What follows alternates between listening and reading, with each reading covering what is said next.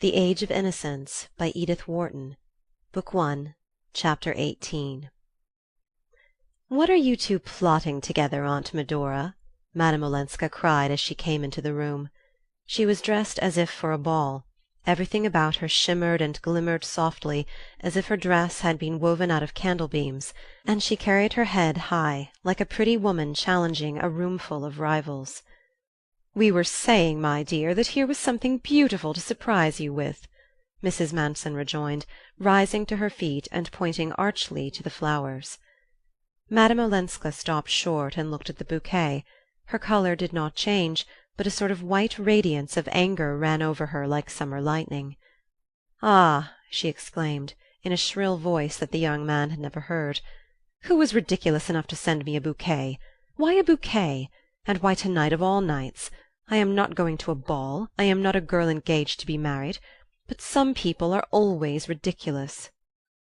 She turned back to the door, opened it, and called out, "Nastasia!"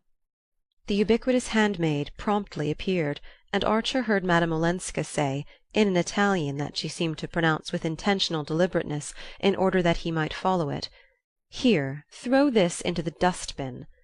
And then, as Nastasia stared protestingly, "But no, it's not the fault of the poor flowers. Tell the boy to carry them to the house 3 doors away, the house of Mr. Winsett, the dark gentleman who dined here. His wife is ill. They may give her pleasure. The boy is out, you say? Then, my dear one, run yourself. Here, put my cloak over you and fly. I want the thing out of the house immediately. And as you live, don't say they come from me." She flung her velvet opera cloak over the maid's shoulders, and turned back into the drawing-room, shutting the door sharply. Her bosom was rising high under its lace, and for a moment Archer thought she was about to cry, but she burst into a laugh instead, and looking from the Marchioness to Archer, said abruptly, "And you two, have you made friends?" "It's for Mr. Archer to say, darling. He has waited patiently while you were dressing." "Yes, I gave you time enough. My hair wouldn't go," Madame Olenska said, raising her hand to the heaped-up curls of her chignon. "But that reminds me, I see Dr. Carver is gone, and you'll be late at the Blenkers'.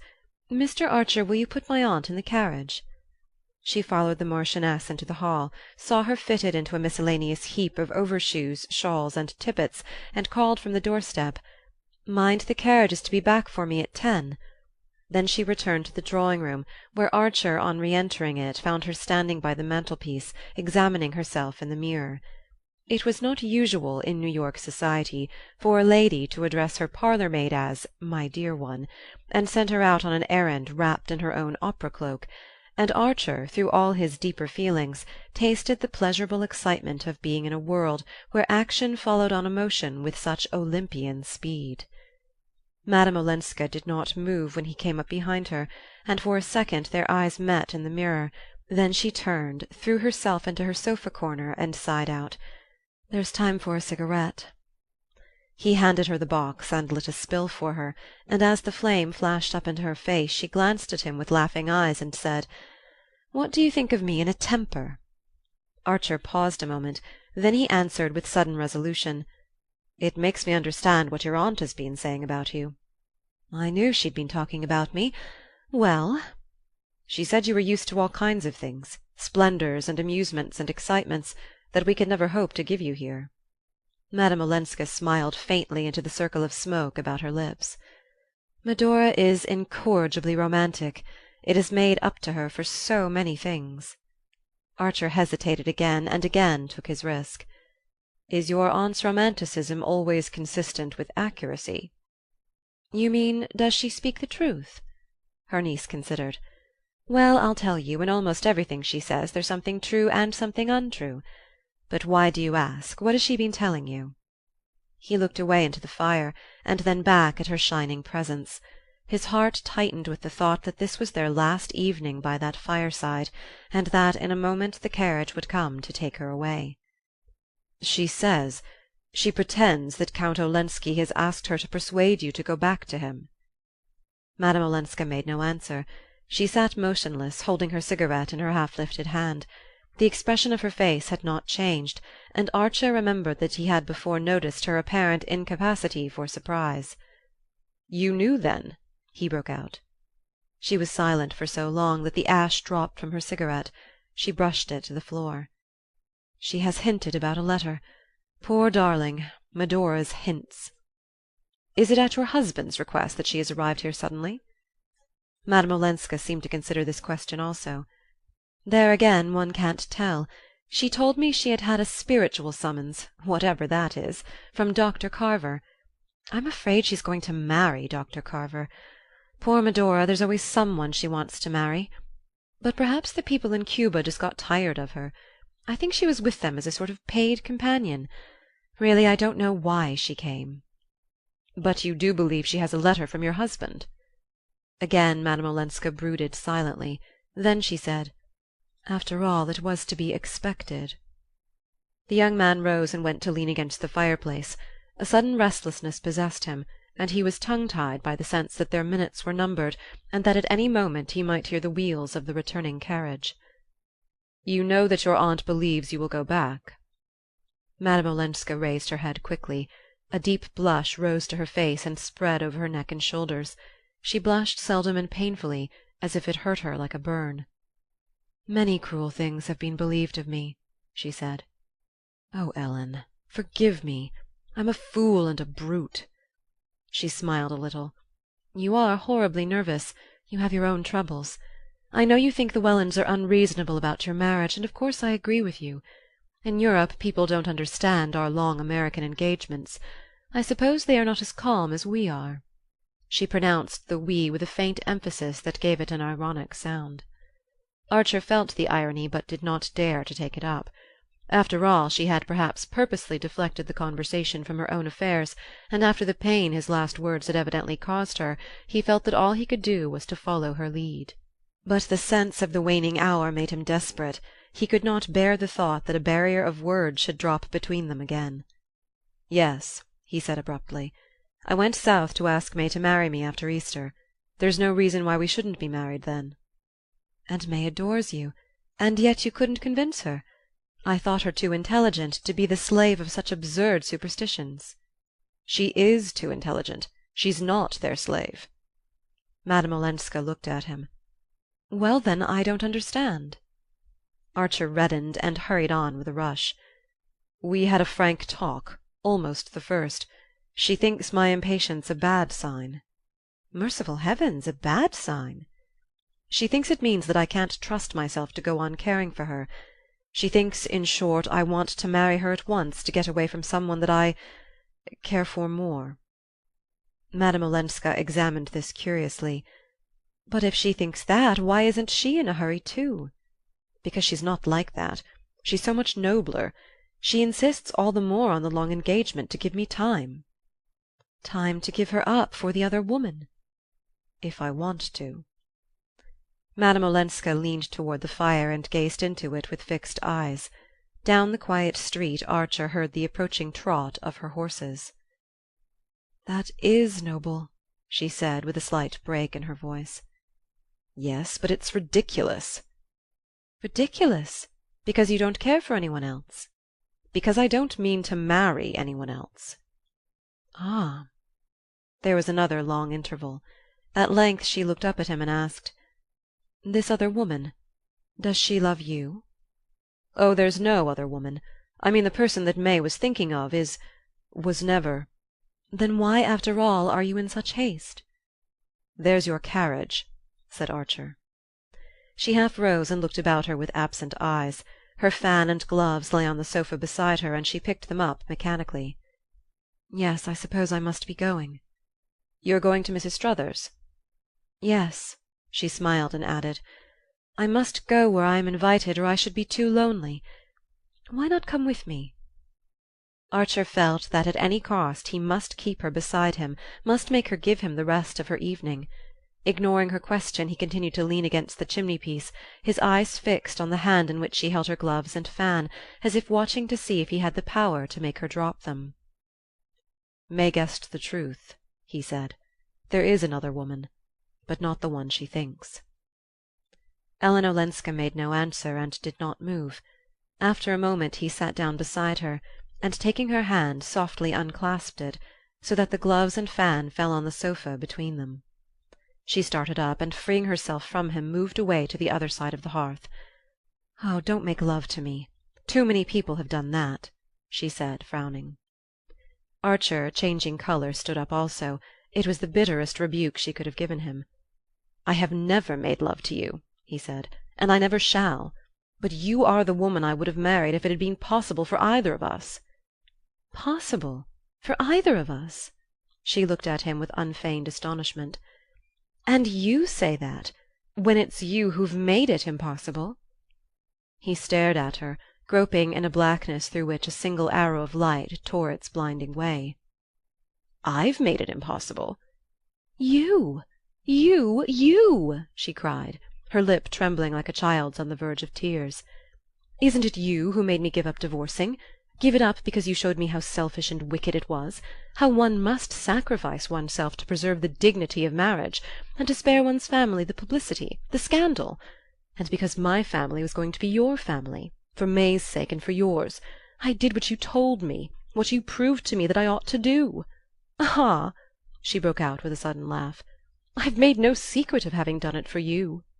She sank down on the sofa again, crouching among the festive ripples of her dress like a stricken masquerader, and the young man stood by the fireplace and continued to gaze at her without moving. "Good God!" he groaned. "When I thought—" "You thought?" "Ah, don't ask me what I thought." Still looking at her, he saw the same burning flush creep up her neck to her face. She sat upright, facing him with a rigid dignity. "I do ask you."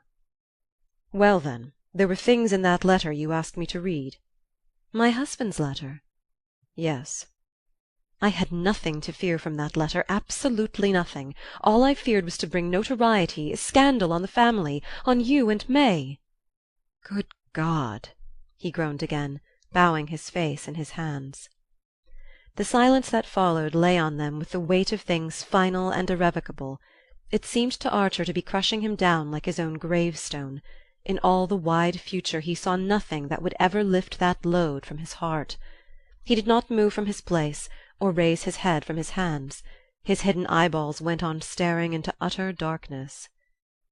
"At least I loved you," he brought out. On the other side of the hearth, from the sofa corner where he supposed that she still crouched, he heard a faint stifled crying like a child's. He started up and came to her side. "Ellen, what madness! Why are you crying? Nothing's done that can't be undone. I'm still free, and you're going to be." He had her in his arms, her face like a wet flower at his lips, and all their vain terrors shrivelling up like ghosts at sunrise. The one thing that astonished him now was that he should have stood for 5 minutes arguing with her across the width of the room, when just touching her made everything so simple. She gave him back all his kiss, but after a moment he felt her stiffening in his arms, and she put him aside and stood up. "Ah, my poor Newland, I suppose this had to be. But it doesn't in the least alter things," she said, looking down at him in her turn from the hearth. "It alters the whole of life for me." "No, no, it mustn't, it can't. You're engaged to May Welland, and I'm married." He stood up too, flushed and resolute. "Nonsense! It's too late for that sort of thing. We've no right to lie to other people or to ourselves. We won't talk of your marriage, but do you see me marrying May after this?" She stood silent, resting her thin elbows on the mantelpiece, her profile reflected in the glass behind her. One of the locks of her chignon had become loosened and hung on her neck. She looked haggard and almost old. "I don't see you," she said at length, "putting that question to May. Do you?" He gave a reckless shrug. "It's too late to do anything else." "You say that because it's the easiest thing to say at this moment, not because it's true. In reality, it's too late to do anything but what we'd both decided on." "Oh, I don't understand you." She forced a pitiful smile that pinched her face instead of smoothing it. "You don't understand because you haven't yet guessed how you've changed things for me. Oh, from the first, long before I knew all you'd done." "All I'd done?" "Yes, I was perfectly unconscious at first that people here were shy of me, that they thought I was a dreadful sort of person. It seems they had even refused to meet me at dinner. I found that out afterward, and how you'd made your mother go with you to the van der Luydens, and how you'd insisted on announcing your engagement at the Beaufort ball so that I might have two families to stand by me instead of one." At that he broke into a laugh. "Just imagine," she said, "how stupid and unobservant I was. I knew nothing of all this till Granny blurted it out one day.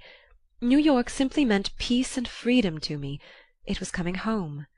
And I was so happy at being among my own people that every one I met seemed kind and good and glad to see me. But from the very beginning," she continued, "I felt that there was no one as kind as you, no one who gave me reasons that I understood for doing what at first seemed so hard and unnecessary. The very good people didn't convince me. I felt they'd never been tempted. But you knew. You understood. You had felt the world outside tugging at one with all its golden hands, and yet you hated the things it asks of one. You hated happiness bought by disloyalty and cruelty and indifference. That was what I'd never known before, and it's better than anything I've known." She spoke in a low, even voice, without tears or visible agitation, and each word, as it dropped from her, fell into his breast like burning lead. He sat bowed over, his head between his hands, staring at the hearth-rug, and at the tip of the satin shoe that showed under her dress. Suddenly he knelt down and kissed the shoe. She bent over him, laying her hands on his shoulders, and looking at him with eyes so deep that he remained motionless under her gaze. "Ah, don't let us undo what you've done," she cried. "I can't go back now to that other way of thinking. I can't love you unless I give you up." His arms were yearning up to her, but she drew away, and they remained facing each other, divided by the distance that her words had created. Then abruptly his anger overflowed. "And Beaufort, is he to replace me?" As the words sprang out he was prepared for an answering flare of anger, and he would have welcomed it as fuel for his own. But Madame Olenska only grew a shade paler, and stood with her arms hanging down before her, and her head slightly bent, as was her way when she pondered a question. "He's waiting for you now at Mrs. Struthers's. Why don't you go to him?" Archer sneered. She turned to ring the bell. "I shall not go out this evening. Tell the carriage to go and fetch the Signora Marchesa," she said when the maid came. After the door had closed again, Archer continued to look at her with bitter eyes. "Why this sacrifice? Since you tell me that you're lonely, I've no right to keep you from your friends." She smiled a little under her wet lashes. "I shan't be lonely now. I was lonely. I was afraid. But the emptiness and the darkness are gone. When I turn back into myself now, I'm like a child going at night into a room where there's always a light." Her tone and her look still enveloped her in a soft inaccessibility, and Archer groaned out again, "I don't understand you." "Yet you understand May." He reddened under the retort, but kept his eyes on her. "May is ready to give me up." "What? 3 days after you've entreated her on your knees to hasten your marriage?" "She's refused. That gives me the right." "Oh, you've taught me what an ugly word that is," she said. He turned away with a sense of utter weariness. He felt as though he had been struggling for hours up the face of a steep precipice, and now, just as he had fought his way to the top, his hold had given way and he was pitching down headlong into darkness. If he could have got her in his arms again he might have swept away her arguments, but she still held him at a distance by something inscrutably aloof in her look and attitude, and by his own odd sense of her sincerity.